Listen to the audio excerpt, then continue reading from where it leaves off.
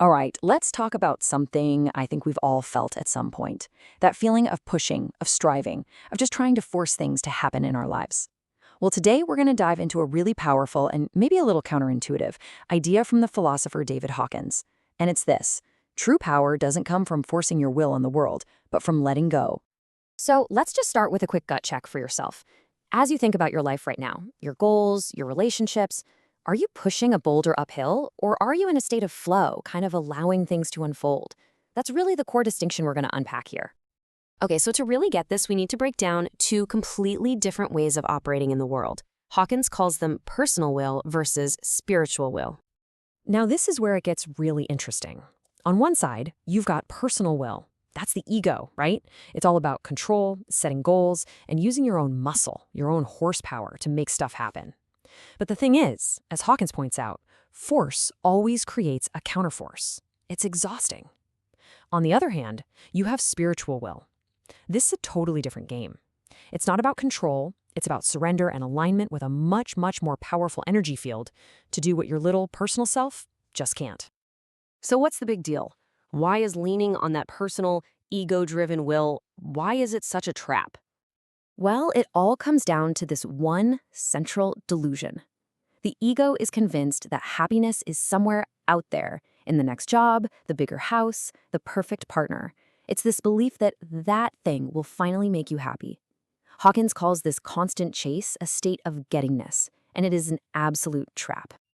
And this chase, it locks us into this pretty nasty loop. Just think about it for a second. You have a desire. If something gets in your way, boom, you feel anger and frustration. If you actually get the thing, you might feel a little hit of pride, but that almost immediately turns into a fear of losing it. And if you don't get it, well, you're stuck with envy or guilt. It's just this endless, totally exhausting cycle. And this little quote just nails it, doesn't it? It perfectly illustrates why this race is completely unwinnable.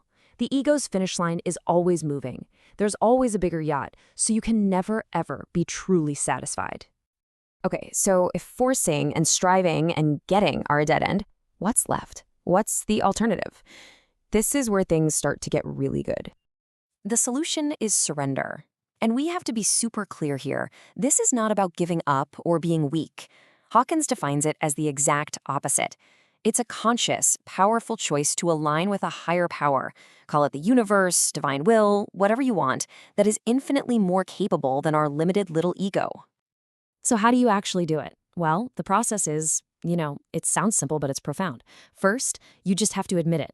I can't do this on my own. Second, you state what you want, and you ask for a higher will to handle it. And third, and here's the kicker, the part that's so tough for most of us, you completely, 100% let go of the outcome.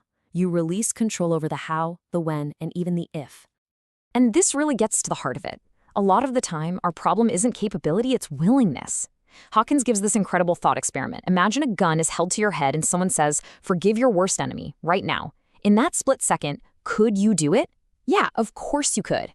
So the block was never about your ability, it was only about your willingness. Our biggest obstacle is almost always just our own stubborn refusal to let go. And here's what happens when you really start living from this place of surrender. It's amazing. The things that seem like one in a million miracles start to become, well, kind of normal. Hawkins talks about these things happening in his own life. I mean, finding the single open parking spot in all of New York City, driving straight to some place you've never been without a map, just on a hunch, needing a very specific tool like pliers, and then finding a brand new pair just lying on the side of the road. These aren't just lucky breaks. He says this is what happens when life starts working for you instead of against you. So where is all this leading? It's actually building to something way bigger than just a neat trick for finding parking spots. This is about a fundamental, total shift in how you see yourself. See, we usually think we are the content of our lives, our thoughts, our feelings, our jobs, the whole story. We think we're the show playing on the TV. But Hawkins says, no, that's not who you really are. You are the context. You're the silent, unchanging awareness in which all of that stuff happens. You're not the drama playing out on the screen.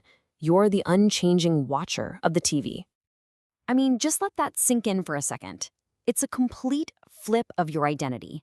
You stop being this small personal me that's the hero or the victim of the story, and you start to realize you are the vast, silent space of consciousness itself. Okay, so this sounds pretty out there, but what does it mean in the real world? If you make this shift from content to context, how do you actually have an impact? Well, your influence completely changes. It stops being about what you do and starts being about who you are. It's like gravity. Gravity doesn't try to have an effect. It doesn't put in effort to pull things down. It just is. And because of what it is, it has this immense, powerful effect on everything. And this is how it affects everyone else. It's such a beautiful way to put it. Instead of running around trying to fix the world by doing things, the single most powerful thing you can do is work on your own state of being.